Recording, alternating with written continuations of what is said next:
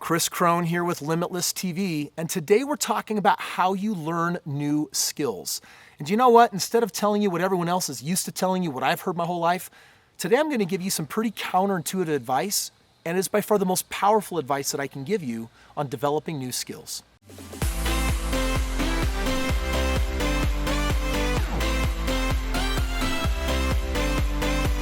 So you want to learn a new skill, and growing up, I learned that there was only one way to do that. If you want something done right, do it yourself.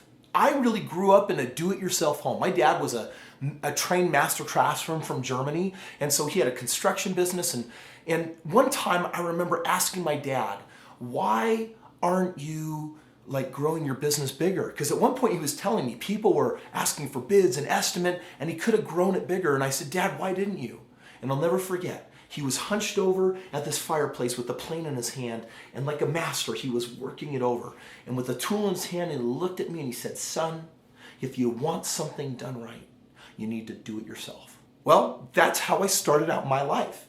And I'm going to share something in a moment that is super counterintuitive, but if you need to develop new skills, I'm going to share with you a different approach to doing that. To really create a little bit of background on that, when I got started, I had this incredible meteoric rise of fortune in a 4.5-year period of time where I went from being super poor to being financially free. Had all this money, was growing in incredible ways. And that wealth curve, it hit a dead end after I made my first $1 million because I was in real estate. I had bought 25 homes, and I was so caught up in the management of these homes. I was so caught up in the fix-up of these homes. I was so caught up in the day-to-day conversations and the contracts that even though I knew how to do everything, because I was doing it myself, 25 was my cap. And I knew that I wanted to double my wealth again, but guess what? How the heck was I going to do 50 homes if I was struggling with 25? And it got so dire that between my full-time job at the time and all of this real estate that was making me money, I couldn't juggle both. And it was time to pick one. And the problem was I had now gotten myself to a point where I was making 6 figures on my real estate, and I was now making 6 figures at my job, even though 4 years earlier, I was only making $20,000. And by the way, quick little bonus tip here, the reason why my job kept paying me more is because my real estate was paying me so much more. And so I ended up asking my job for a raise and a raise and a raise. Well, I couldn't juggle both of them anymore. My real estate was outpacing and I had to do something. And I was going to give up one of them. I was going to give up my day job, which becoming financially free was like one of the best days of my life. But I did something else that made my life 3 times better. You know what it was? I changed my philosophy. If you want something done right, don't do it yourself. Hire an expert, get somebody else to jump in and help you do that. So all of a sudden I quit my job and I started building a team that was going to build my portfolio. And guess what? I discovered freedom. Well, you have a new skill to learn, right? And you want to know what's the best way to learn this skill. And in a moment, I want to share with you an idea, and it's going to start with this thought. The skill you need to learn, does it need to really be you that learns it? Or is it more of a skill set that you need to possess on your team to make sure something gets done?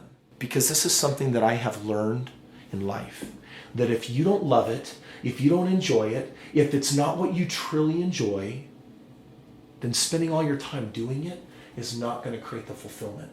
In which case, don't learn the skill in the first place.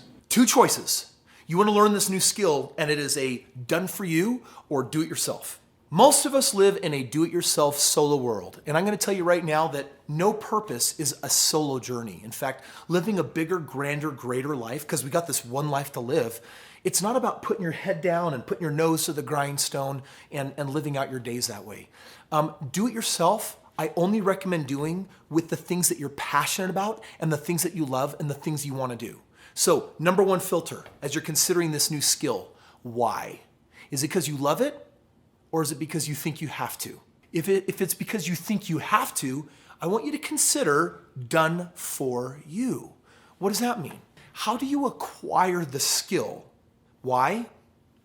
Because I believe and have experienced in my life extensively that when I spend my time doing the things that I feel obligated to do, the things that I don't want to do, I tend to feel more unhappy, less fulfilled, and ultimately that produces a part of my destiny. And it's not the destiny I want to walk into. However, I have a rule in life. I only do what I love. So when I'm doing what I love, guess what? I'm happy, I'm excited, and everything I don't love, I go into the done-for-you leverage model. Now, imagine a large gate, 40 feet long. If I were standing here right at the hinge and trying to move that gate, even if it was made of aluminum, super lightweight, it would be so hard to try and turn that massive 40. But if I go walk out to the other side, my pinky could move that gate and swing a massive arm of leverage. So leverage is a huge component when I consider developing a new skill. Now, if you are going to take upon you this new skill, what do you need? You need a mentor. Sometimes we default and think I need a certification or I need a degree, but you know what? I don't like wasting life. I love shortcuts. Do you like shortcuts? I'm talking about the good, legitimate ones. And the shortcuts that I love is working with people that already can do or already know how to get where I want to go.